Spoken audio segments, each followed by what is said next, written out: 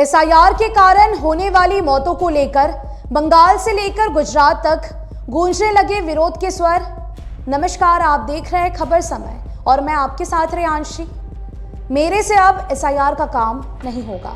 मैं लगातार कई दिनों से मानसिक थकान और शारीरिक पीड़ा से जूझ रहा हूं। तुम अपना और बेटे का ख्याल रखना, मुझे माफ कर देना, लेकिन मेरे पास कोई विकल्प नहीं है। मैं तुम दोनों को काफी चाहता हूं, मगर क्या करूं, मैं बहुत मजबूर हूं। भगवान तुम्हारी रक्षा करेगा। पश्चिम बंगाल समेत देश के 12 राज्यों में एसआईआर का काम हो रहा है। एसआईआर का काम करने वाले बूथ लेवल अधिकारी केवल पश्चिम बंगाल में ही नहीं बल्कि अन्य राज्यों में भी भारी दबाव झेल रहे हैं और आत्महत्या तक कदम उठा रहे हैं। गुजरात के गिर सोमनाथ जिले के कोडीनार तालुका के छारा गांव में एसआईआर का काम कर रहे एक बीएलओ शिक्षक अरविंद वाडेर ने कथित तौर पर एसआईआर काम के दबाव से परेशान होकर आत्महत्या कर ली। आत्महत्या से पूर्व उन्होंने अपनी पत्नी को ये मार्मिक नोट लिखकर छोड़ा था।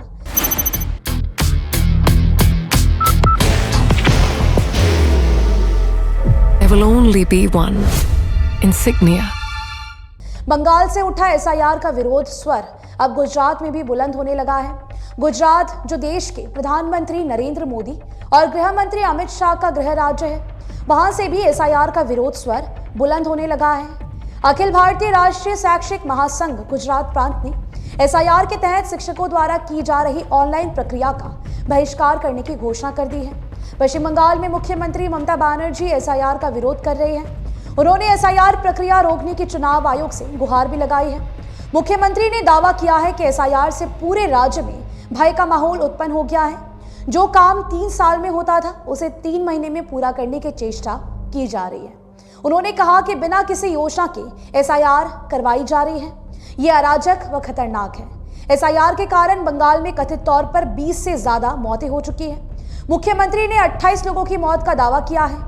हाल ही में उत्तर 24 परगना जिले में एक बुजुर्ग व्यक्ति ने चलती ट्रेन के सामने कूदकर आत्महत्या करने की कोशिश की। उसकी हालत काफी गंभीर है। ये घटना कोलकाता के पास बेलघरिया पुल के पास हुई, जब अशोक सरदार नामक बुजुर्ग व्यक्ति रेलवे ट्रैक पर कूद गया। इससे पहले जलपाईगुड़ी जिले में एक महिला बीएलओ ने आत्महत्या कर ली। उक्त महिला आंगनबाड़ी कार्यकर्ता थी। बीएलओ एसआईआर के कारण भारी दबाव में। बाहर की भागदौड़ अब नहीं तोड़ेगा आपके घर का सुकून। एसबीएम गोल्ड यूपीवीसी विंडोज, आपके घर का सुकून। राजस्थान में एसआईआर से जुड़े 2 मामले सामने आए हैं। सवाई माधोपुर में एक बीएलओ की काफी हृदय गति रुक जाने से मौत हो गई, जबकि जयपुर में एक सरकारी स्कूल शिक्षक ने आत्महत्या कर ली।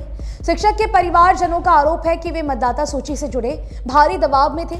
वहीं तमिलनाडु के भी एक स्थान में एक वरिष्ठ नागरिक आंगनबाड़ी बीएलओ ने कथित तौर पर काम के बोझ से परेशान होकर 44 गोलियां खाकर आत्महत्या का प्रयास किया था।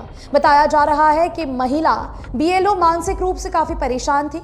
अंततः उसने दवाई खाकर खुद को मिटा डालने का फैसला किया। जबकि केरल के कुन्नूर में एक बीएलओ ने एसआईआर के कारण अपना जीवन समाप्त कर लिया।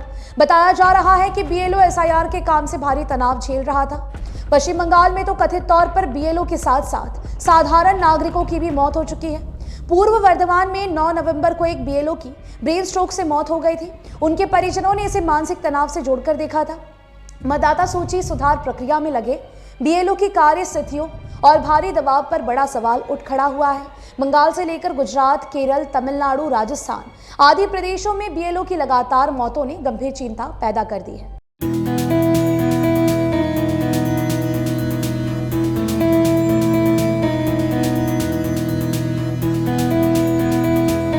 जिनमें से अधिकांश मामलों में उनके घर वालों ने बीएलओ पर अत्यधिक कार्यभार और एसआईआर से जुड़े दबाव को जिम्मेदार बताया है।